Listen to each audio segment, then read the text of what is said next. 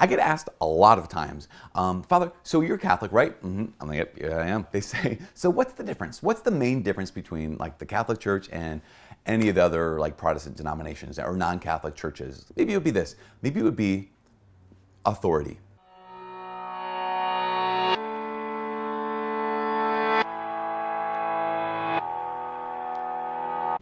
Hi, and welcome to Great Skeptic. In August of 2018, we were faced with an awful reminder when a Pennsylvania grand jury released a report with their findings on child sex abuse in the Catholic Church in just the state of Pennsylvania. In this video, I would like to guide you through how the grand jury came to their conclusion, some examples of abuse from the report itself, the repercussions of some of those abuses, and finally, determine whether or not the Catholic Church itself is to blame.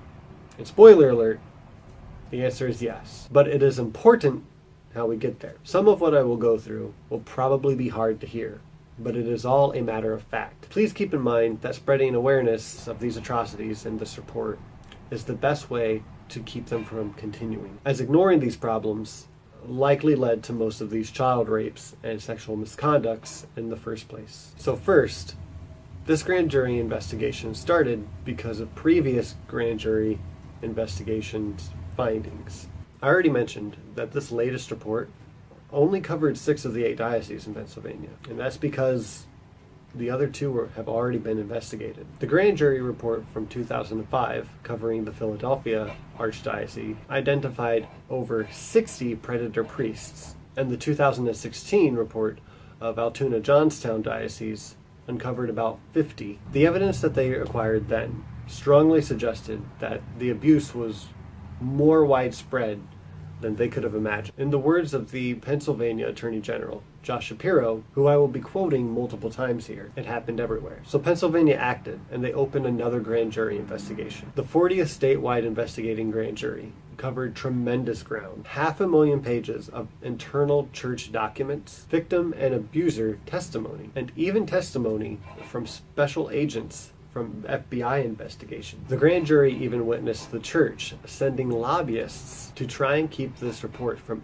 ever seeing the light of day. Needless to say, this report is coherent as it is damning. 301 confirmed priests, bishops, and cardinals committed some type of sexual abuse, and over 1,000 child victims. Most of these children are scarred for life, and a large enough handful of them ended up ending their lives prematurely. Before I start examples, it is important to note why the abusers got away with these actions for so long, and why the abused weren't able to speak out, and if they were, they weren't heard. Faith.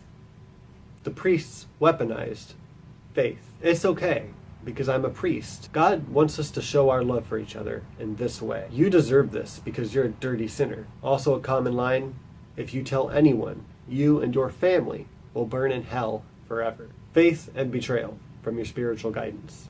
As an atheist and a skeptic, you can imagine that I have my problems with faith, belief without evidence. But this, I couldn't have guessed that faith could cause this kind of damage. Now for the examples, starting with the Allentown Diocese. In 1964, Father Francis, or Frank Fromhoser, took 2 girls on a trip down to the Poconos. On the way, Father Frank encouraged the girls to take turns sitting next to him. He continuously touched Julianne over her clothes. When they arrived at their destination, Frank, as he asked the girls to call him that day, grabbed a blanket and a radio from the car. He laid it out and sat with Julianne and the other girl, who is unnamed. Julianne's account was, he started kissing, feeling, and putting his finger in me. That hurt. It was confusing because you were always told you were going to hell if you let anybody touch you. But then you've got Father doing it. The unnamed girl said that Frank kissed her lips, touched her breasts and vaginal area inside her clothing. After the trip, the second girl told the school principal, Father Robert M. Forst. His response was that this discussion has ended and that she was expelled. Furthermore, she was instructed to bring her father to school and retell her made-up story with her father, Father Francis, and himself present. And she did. Her alcoholic single father yelled at her and slapped her all along the way home, followed by a beating with a belt and buckle when they finally got home. In the Diocese of Erie, we have Father William Presley. In 2002, Presley was accused by 3 different victims of choking, slapping, punching, rape, sodomy, fellatio, and anal intercourse, and the report noted other acts. Bishop Trotman was made aware of these allegations in 2002. He contacted Presley, and Presley admitted to the sexual abuse of these victims, and Trotman revoked Presley's priestly faculties later that year. Where the story really derails, though, is in 1987, when the diocesan officials were made aware of these or other allegations. They had interviewed Presley, and he did not directly deny allegations. There was a strong consensus among church officials that Presley was extremely violent. He was even asked to get a psychological evaluation, but he refused. Still, though, they didn't remove him or make the allegations public. They moved him to a new location, and he ended up with Trotman in '96. And I don't think it's a stretch to say at all that Trotman knew of his history before 2002. In the Diocese of Greenberg, we have Father Edmund A. Paracow. During an interview on July 22nd of 1985, Paracow admitted to having molested approximately 35 male children over the previous 17 years that he had served as a priest. Paracow was 45 years old at the time. Paracow indicated that he preferred his victims to be about 15 or 16, and admitted to having engaged in sexual touching, mutual masturbation, mutual fellatio, and mutual anal intercourse. Paracow further stated that he thought that sex with a girl was sinful, and that sex with a child was not violating to them, it was doing something to them externally. In the report, victims attested to Paracow prohibiting his altar boys from wearing clothes under their cassocks, because God didn't want man-made clothes being worn next to their skin while they were serving Mass. Paracow would also take his altar boys to a private room to perform physical examinations on them. One victim added that Paracow would touch the victims all over during these examinations, including their genitals and buttocks. This victim specifically recalled Paracow breathing on his neck while behind him checking his buttocks. In the Diocese of Harrisburg, we have Father Augustine Giella.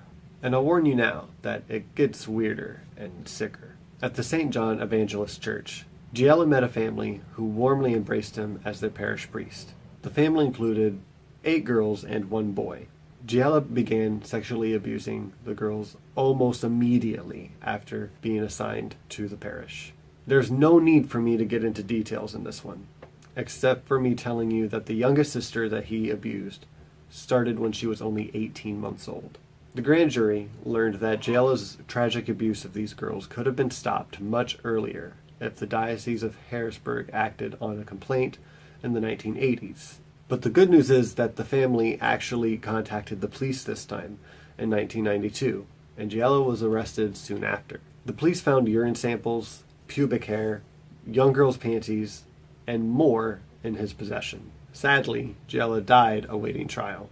For the Diocese of Pittsburgh, I have a different kind of example, where law enforcement lets the victims down. This is not a shot at law enforcement, but this is just an example of how religion poisons everything. This is from the press conference when they released the grand jury report. In the Diocese of Pittsburgh, District Attorney Robert Masters of Beaver County reported to church leadership concerned about an abuse investigation involving one of his priests that, quote, in order to prevent unfavorable publicity, he halted all investigations into incidents involving other young boys.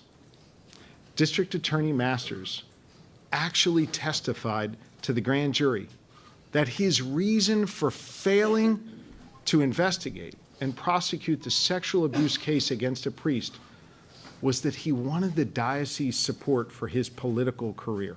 We're finally at the last diocese of Scranton, and here I'm going to share a short story concerning Father Joseph T. Hammond. There's no record in the church of this misconduct from this priest, but only an account from a victim, Joe. In 1961, Joe recounts that Hammond invited him up to his rectory. He asked him to his bedside, where he threw off his sheets and revealed he was masturbating. Father Hammond told Joe to take his pants off and to join him in bed. Joe said he thought that was a bad idea. Then he ran out and he rejoined his friends who were playing cards. He told them what happened, but they didn't believe him. One of his friends even struck him for saying something so heinous about Father Hammond. Joe called his girlfriend that night at 3 a.m, and he told her what happened. She was usually not allowed to take phone calls from boys, especially not at 3 a.m, but her father could tell that Joe was some kind of seriously distressed. Ultimately, Joe's girlfriend told him that he needs to get out of there. He needs to leave the rectory and go home. I assume he was staying there for some duration of time. Joe saw Hammond's keys to his large sedan, and he stole his car. And the story goes like this. I went to the police station in that little town I lived in, Ashley, Pennsylvania. I thought, well, this guy will be able to steer us the right way. The guy who was on duty that night, his name was Chief McGowan. He was also a member of that St. Leo's church, and he was the guy who would take up the collections on Sunday. When I went there and told him what had happened, I said I stole his car. I said I have it out in the parking lot. He says, I don't want to know anything about this. I want you to leave. Get out of here. I don't want the car here. I says, I can't take the car. I said, I want you to arrest me. I don't have a driver's license. He says, well, I just want you to get out of here. Get rid of the car. I don't care what you do with it. So we went, and I dropped my friends off at their homes. And I went to my home and woke up my parents and told them what happened. Joe's mother filed a complaint with the diocese, and the church officials said that it would be taken care of. But there is no record of that complaint. There's no records of any complaints against Father Hammond. Father Hammond continued serving his church until he died in 1985. There's one more story from the grand jury report that I haven't shared with you yet, and it's concerning a boy named Joey Behe. Part of the reason I didn't share it with you is that I don't think I can do it. Every time I hear it, I kind of cry. So I'm going to revert back to Attorney General Josh Shapiro to recount the story for you. Joey was a 7-year-old boy from the Diocese of Allentown. He was repeatedly raped by Father Edward Graff, a priest who, according to the grand jury, raped scores of children over 35 years. Father Graff was a physically imposing man and an alcoholic. When he attacked Joey, he bore down on his back with such force that Joey's spine was severely damaged. Joey received treatment for this back injury and eventually became addicted to painkillers that the doctors had prescribed him. He ultimately overdosed and died. Before he died, Joey wrote to the Diocese of Allentown. Father Graff did more than rape me, Joey wrote. He killed my potential, and in doing so, killed the man that I should have become. I gave you just one example from each diocese, and only from this report.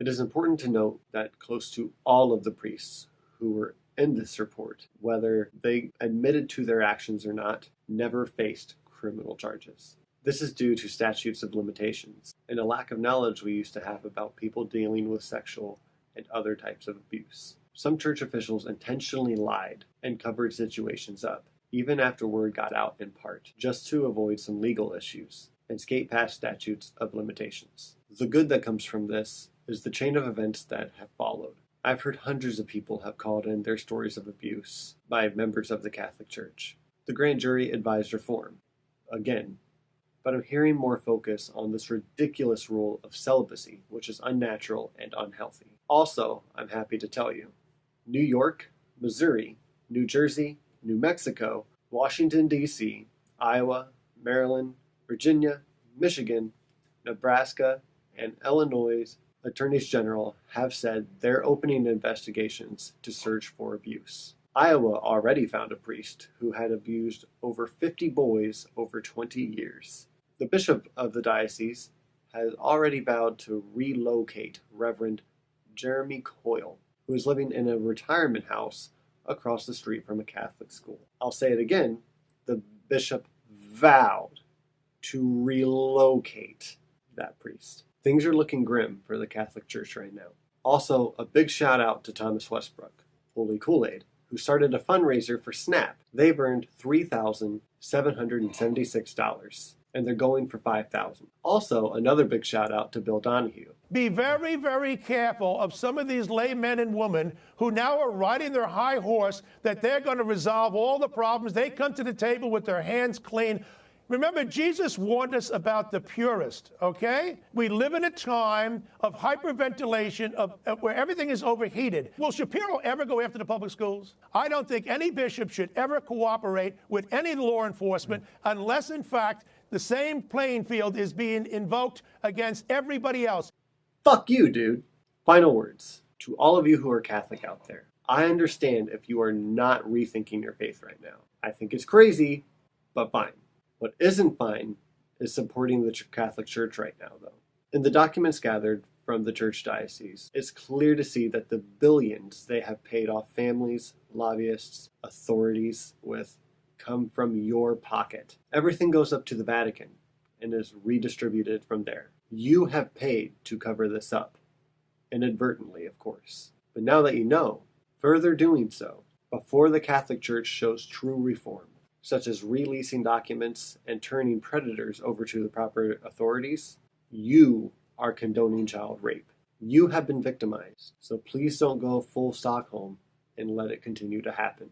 The Catholic Church has a long history of chaos and immorality. Everything from changing doctrine to condoning child rape to infanticide. We will be diving into much more of this soon, but the question that I want you to ask yourself is simple. Does the Catholic Church have the authority? Again, I'm Mac, and you're watching Gray Skeptic. If you appreciated this video, please give it a like and a share. If you have something to say, leave a comment down below, or at me on Twitter, @GraySkepticMac. Thanks for watching, and remember, the answers are in the gray area.